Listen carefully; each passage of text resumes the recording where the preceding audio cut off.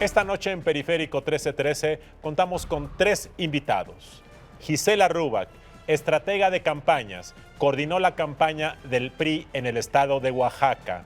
Jorge Camacho fue el coordinador de la campaña del PAN en el estado de Chihuahua. Y Jorge Buendía, encuestador y director de Buendía y Laredo.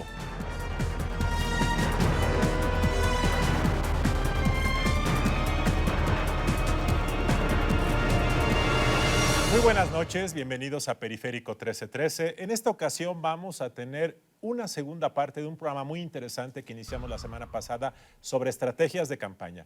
¿Por qué se gana? ¿Cómo se gana? ¿Y qué hay que hacer para ser un candidato exitoso? Luis, muy buenas noches. Muy buenas noches. ¿Cómo podemos, y ustedes como estrategas y como encuestadores, cómo podemos pensar que las encuestas nos dan la herramienta y la información necesaria cuando vemos que fallan una y otra vez?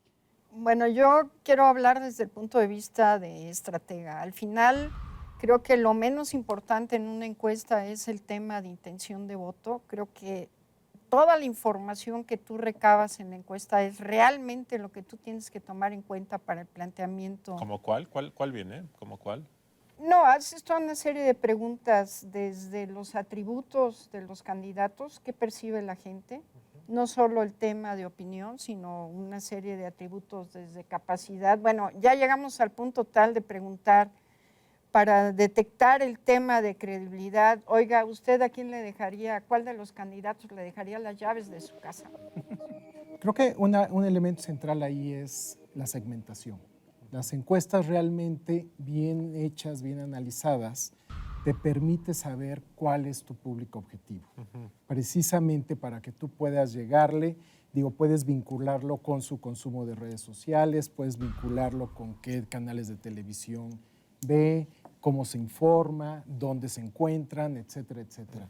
En ese sentido, y es la famosa encuesta benchmark, ¿no? La encuesta de referencia al inicio de una campaña, que esta segmentación es crucial, para lo que vas a hacer. Ciertamente la intención de voto es otro tema, pero ese sería mucho más relevante ya en el último mes, que ya básicamente todas las campañas el último mes van en piloto automático. Aunque tengan 10% ahí en juego, ¿no? No coincido. Yo creo que lo que tenemos que aprender hoy, los que estamos inmersos en el escenario político y en el escenario político actual, es que debemos empezar a aprender a leer de manera actual las encuestas. No nos podemos ir como en antaño, viendo números muy fríos sin interpretar lo que está pasando y lo que el electorado quiere decir. Nosotros empezamos con un margen muy grande de desventaja. En Chihuahua. En Chihuahua, de manera concreta. Y terminamos la última medición prácticamente con un empate técnico, pero con un rubro particular. La no respuesta de las personas que decían que sí iban a votar, pero que no te decían por quién iban a votar. Sí creo que tenemos que tener mucha claridad en qué preguntamos, cómo lo preguntamos y cómo lo aterrizamos para poder determinar cuál es la estrategia que vamos a llevar a nuestra campaña, sabiendo que la no respuesta de la gente que va a votar, sabiendo que va a votar, tiene un sentido y normalmente es un sentido contrario al gobierno. Eso es lo que nos puede dar una mano. Lo que pasa es que Luis dice algo que se ha dicho mucho, todas fallaron. Bueno, no todas, muchas fallaron. Y casi todas las que se publicaron. Las que se publicaron. Punto, ¿no? Pero tú no estás diciendo que aún aquellas que no se publicaron, que eran las de ustedes a favor de Javier Corral en Chihuahua, las que hicieron, también le daban la ventaja, o sea, empate o incluso una cierta desventaja días antes. ¿Es correcto? Una semana antes estábamos en empate técnico. Esa es la realidad que nos daban las encuestas. Con un empate ¿Las encuestas publicadas cómo los traían? 7 abajo. Ok. Imagínate, ahora, ganó. A ver, yo aquí también quiero abogar por un tema. Tenemos una prohibición en México legal que el último día de publicar encuestas, a diferencia de lo que pasa en muchos países del mundo, es el miércoles, o sea, 3 días antes.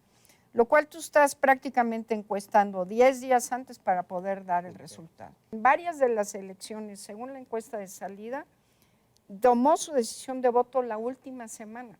Estás hablando de 10-15% que no venía medido en ninguna de las encuestas. Sí, pero ahí... Jorge, pero creo que un elemento que tiene que utilizarse ya mucho más a fondo en las campañas son los estudios cualitativos. O sea, necesitamos entrar ya más en un tema de investigación mucho más profunda con grupos de enfoque y demás que solo las encuestas. ¿Por qué? porque estamos primero con un problema que tampoco se ha querido atacar por parte de la industria, que es el tema de la no respuesta y el tema del rechazo a contestar la encuesta. Cuando tienes problemas de rechazo del 30, del 40, a veces hasta del 50%, caray, pues esa información ya es complicada. Hay muchos más problemas, ¿no? No solo, o sea, creo que hay metodología y hay diseño y hay otros temas que no se han podido avanzar y estamos estancados en eso. Bueno, creo que hay, digo, son muchos temas. Tomando lo que dices de la decisión de último momento. Para que eso te cambie el resultado electoral, realmente ese 10-15% tiene que votar de manera muy diferente a quienes ya tenían decidido su voto. Si no, los efectos van a ser marginales. Eso no te puede explicar por qué sean los cambios. Segundo, los grupos de enfoque, bueno, se usan muchísimo. Claro. De hecho, yo creo que es lo que tienen que usar los estrategas de campaña, porque precisamente los grupos de enfoque son los que te sirven para la narrativa de la campaña. Son ideales. Pero esos no lo sabemos los que estamos afuera. Esos no se publican. Son ideales para evaluar mensaje, los spots, la implementación, etcétera, etcétera, ¿no? Para comunicación política es la parte central.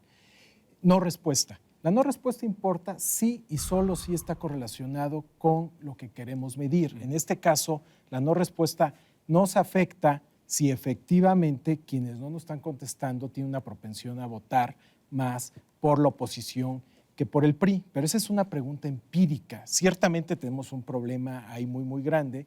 También ya hay métodos para entrarle a ese tema en particular, pero creo que muchas veces, si bien es un problema, creo que se vuelve un chivo expiatorio muy fácil lo de la no respuesta. La excusa favorita, ¿no? Aparte, para poder justificar que fallaron o no. Hemos oído todo tipo de justificaciones, por lo menos lo que yo llevo estudiando. Pero es increíble las respuestas que dan los encuestadores. No, y hay que documentarla. Yo recuerdo haber leído una encuesta publicada de Chihuahua, en donde decía que el candidato del PRI iba 10 puntos arriba, y luego veías aprobación del gobernador del PRI bajísima, y luego veías opinión favorable del candidato del PAN muy positiva, del PRI muy mala. Entonces decías, si la tasa de no respuesta ahí era del 30%, era claro que ese 30% se iba a ir con el PAN.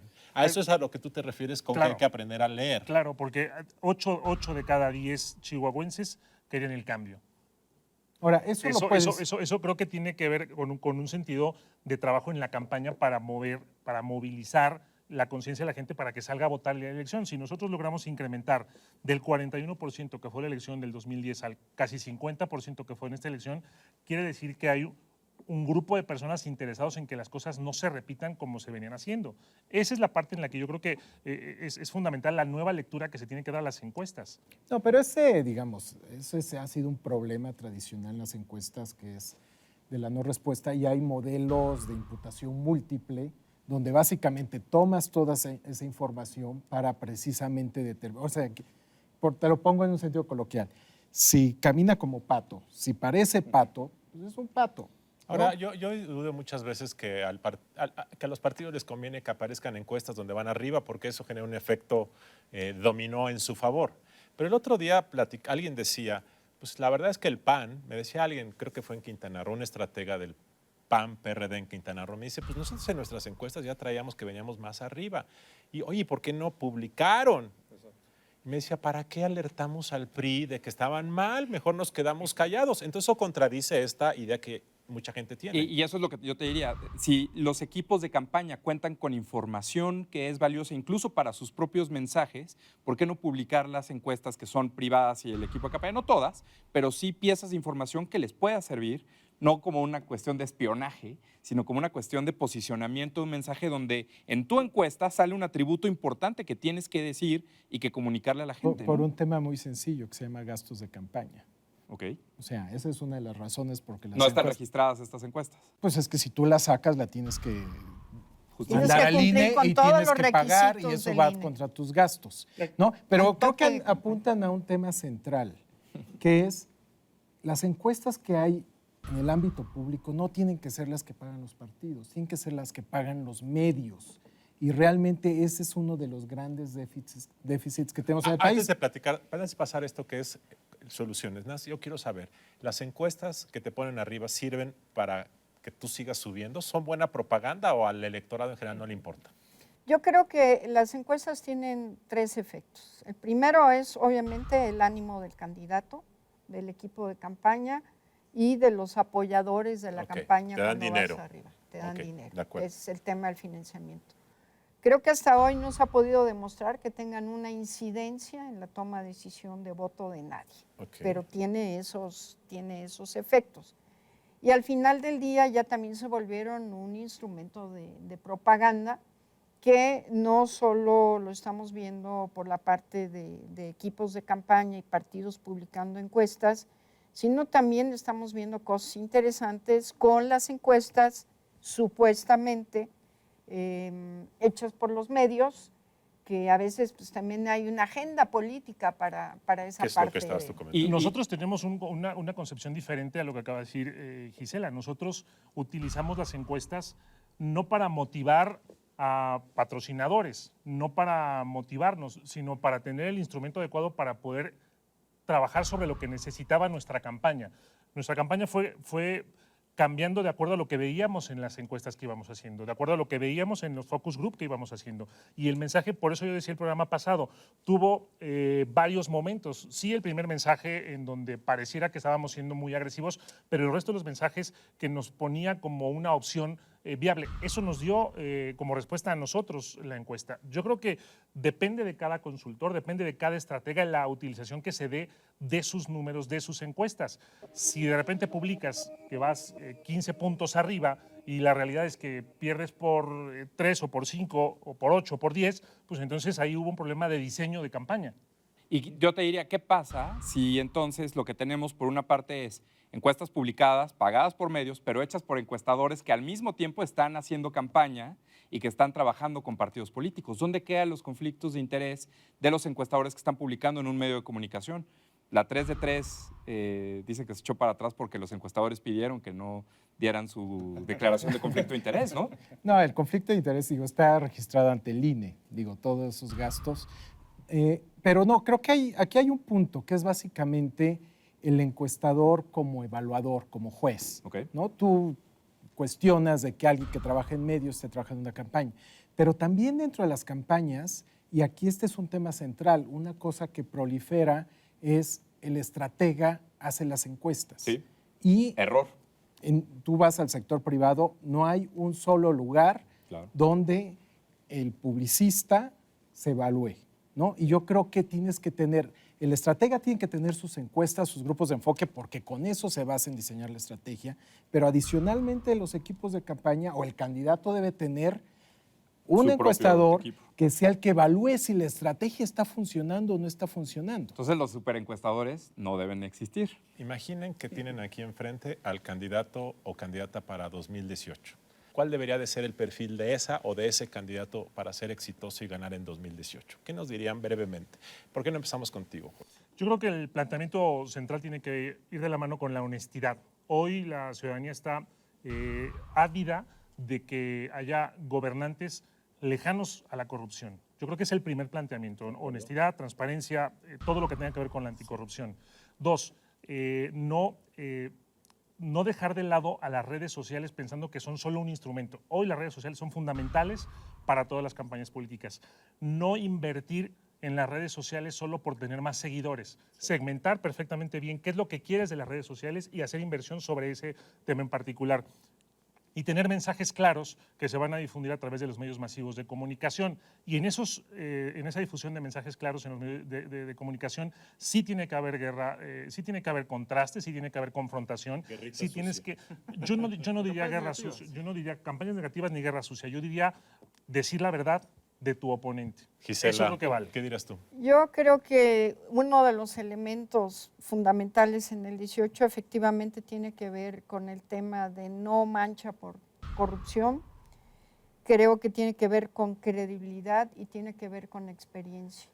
El escenario del 18 va a ser un escenario muy difícil y muy complicado, donde definitivamente las campañas de oposición van a ser campañas muy fáciles. La campaña más difícil va a ser la del PRI, con un escenario donde posiblemente el que gane va a ganar con un 30%. Y esto quiere decir que va a haber un 70% que no tomó esa opción pero que ese 30% toma su decisión en base a esos atributos que no ve ahorita. Jorge. Yo distinguiría, digamos, rumbo al 2018, que tenemos que tener muy claro lo que es persuasión y lo que es movilización. De acuerdo. Cuando movilizas a los conversos, a los convencidos. No vas a movilizar a alguien que no sabes por quién va a votar. La persuasión tiene que ver precisamente con la gente que está en redes. De hecho, ese es el elemento central, es el electorado más volátil, es el electorado más educado, es el que tiene menos identidad partidista, es tu grupo ideal y está concentrado de 18 a 40, que es el grueso del electorado. Hacia allá va a ir la campaña de 2018, es la batalla, digamos, más complicada de hacer, implica spots, segmentación, etcétera, etcétera, y la movilización es importante, pero estás movilizando a los convencidos, estás movilizando a tus fieles. Pues con estas lecciones nos quedamos, les agradecemos su presencia y les agradecemos también a ustedes que nos hayan acompañado esta noche aquí en Periférico 13-3.